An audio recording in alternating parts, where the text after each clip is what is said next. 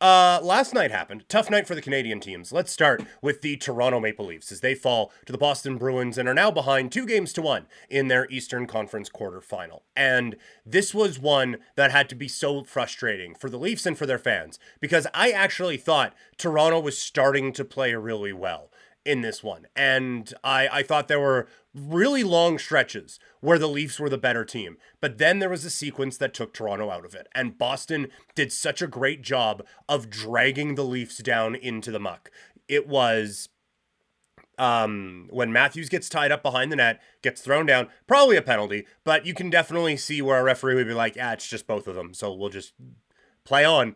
And then Marchand and Bertuzzi get tangled up in the neutral zone, and the Leafs are all focused on that. And Frederick is coming down the left wing side, and he scores. And now all of a sudden, the momentum is on Boston's side, and Toronto can't get it back. And that is, quite frankly, inexcusable from a Toronto standpoint. You can talk about refs, you can talk about whatever you want to talk about, how Marchand is a professional at whatever, and he's the best in the world at getting away with shit. It doesn't matter. This is 8 playoff appearances in a row for the Toronto Maple Leafs.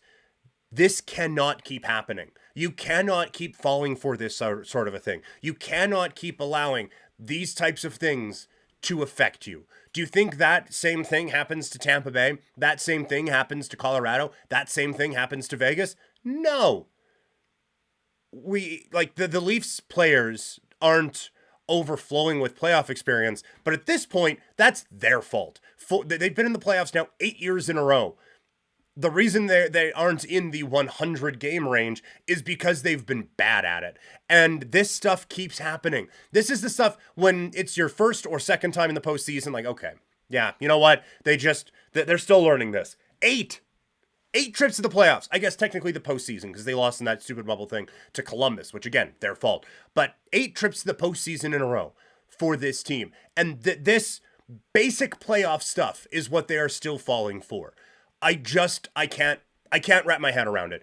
And for Leaf fans, this should be enough is enough. And I've said before, if this one isn't it, then I think you have to make substantial changes here because there's something in that room that isn't clicking. And it was supposed to be different with Bertuzzi and Domi and Reeves, but Bertuzzi's the one getting tangled up in it. Reeves is supposed to be the adult in the room and clearly hasn't been able to get through to these guys that this is the type of stuff that happens in every playoff series. It's happened to McDavid a ton, and he's handled it swimmingly in the first couple of games of this series. Happens in every playoff series you watch. There is stuff behind the play, stuff along the wall, stuff in the middle of the ice.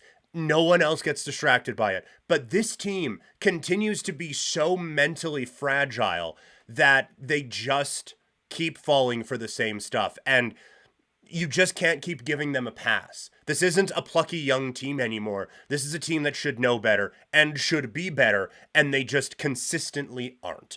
Moving on to the Edmonton Oilers after a tough one last night against the LA Kings, tying that series up at 1. And it really felt like Edmonton had been reading their press clippings, right? It really felt like the Edmonton Oilers knew that the entire world was picking like Edmonton in 3. Don't even bother on the 4th one. I know it looks like I'm in an earthquake right now.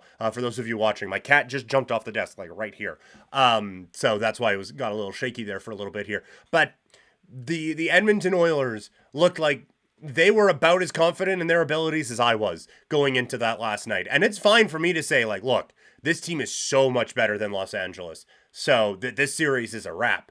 But Edmonton can't be thinking like that. And they fell into that trap and they got caught. And they worked their way to get close to being out of it, but they just couldn't get all the way back, eventually falling in overtime. So a bit of a wake-up call for this team. But overall, I still think they looked pretty good in this hockey game. I thought that McDavid, it just felt like he was about to do something and it never really got there. The depth group for this Edmonton forward unit, I thought looked greatly improved from game 1. Perry and Evander Kane, Dylan Holloway getting a couple of goals. You just love to see that for him. Former Okotoks Oiler coming up with a couple of big ones there for the Edmonton Oilers in a big spot to get them back into it. So I think Edmonton will be fine. I don't think LA has stumbled upon some newfound thing. They did make adjustments, right? Like they got caught pinching a ton in game one, and Edmonton was able to take advantage.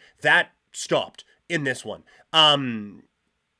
It is now up to Edmonton, I think, to be better defensively, and I think it is up to Edmonton to be able to kind of dictate the pace in this one again. I think they need to be a bit more aggressive in the defensive zone because LA, the skill level they have on offense isn't close to what Edmonton has. I would force LA into a bit of a track meet and try to get this thing going that way. One more thing for Edmonton here before we put a bow on the hockey conversation. Skinner needs to be better. And there have been some weird ones on him for sure. 3 of them in this game weren't his fault. I think you need the Fiala one. The Kopitar one, it's tough. But he kind of looked like DeSmith a little bit, where even the stops didn't look overly confident for the Edmonton goaltender. So I think he could be a little bit better in this series as well.